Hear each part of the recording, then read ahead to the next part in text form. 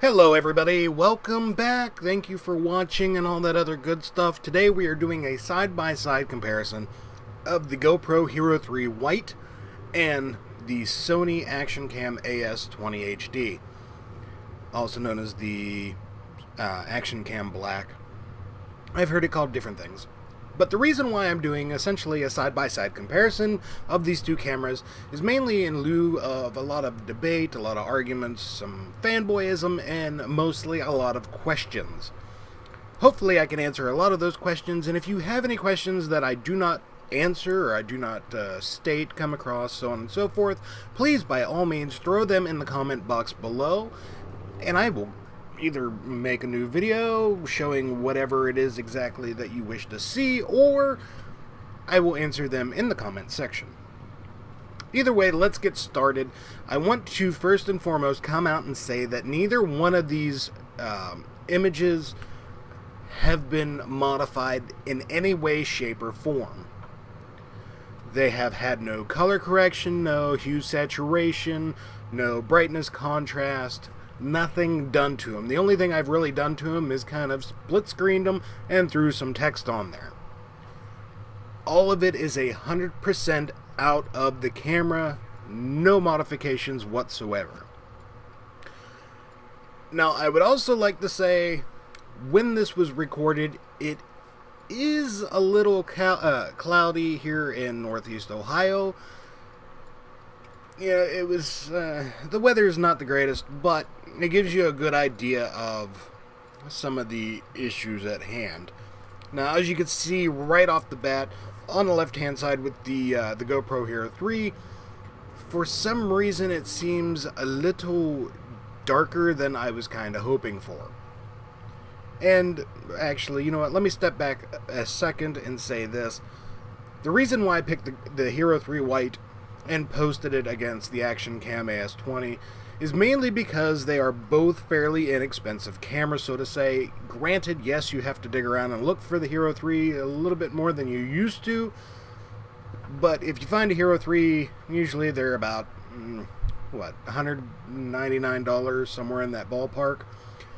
Whereas if you go pick up a Action Cam AS20 from one of your box stores, you're usually looking at about $150.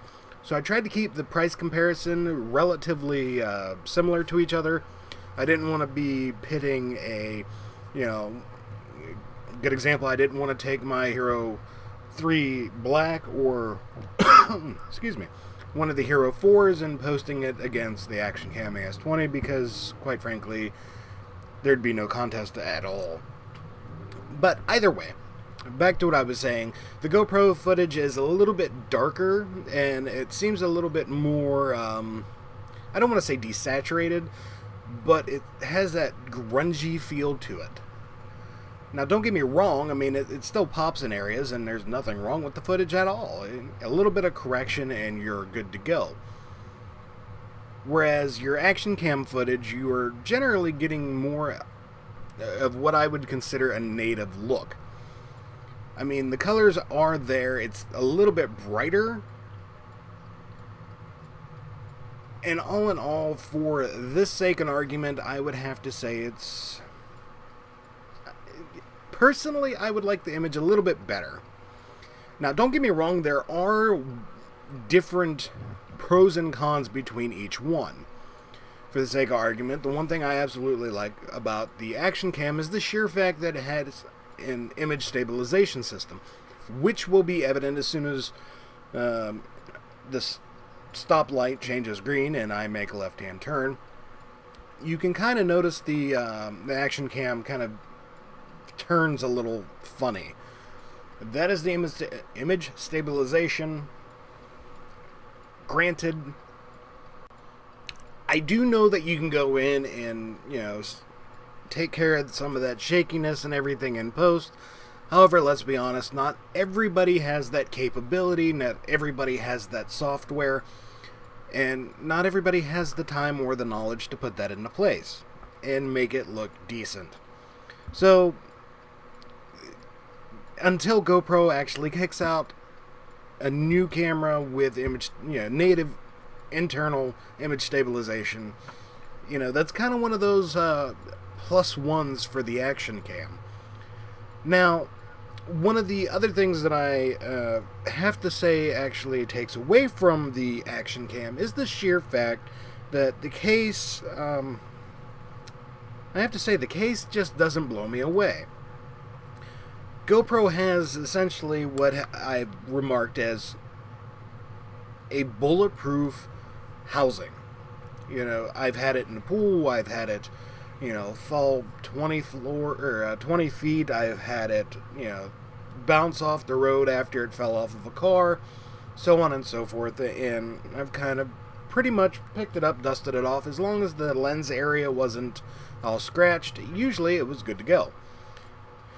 It's also a lot heavier, a little bit more robust.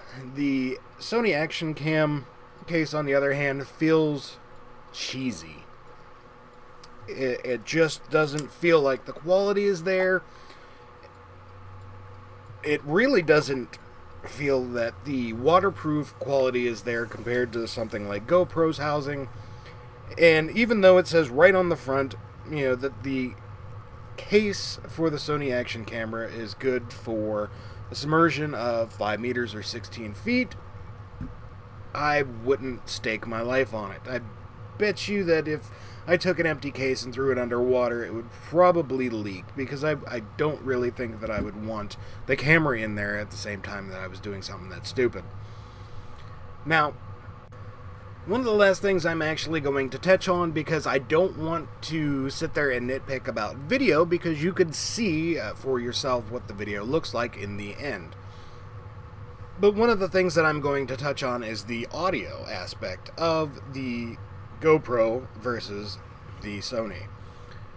Now, don't get me wrong, the Sony has stereo mics, and it has essentially what looks like a Gore-Tex membrane in front of the mic pickups, so you get a little bit better audio.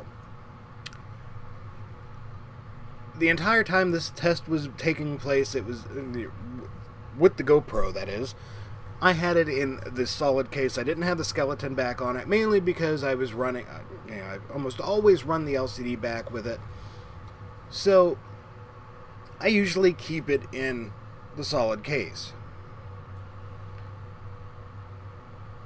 Although it does diminish the whole touchscreen feature, I'm more of a protector instead of a functionality person.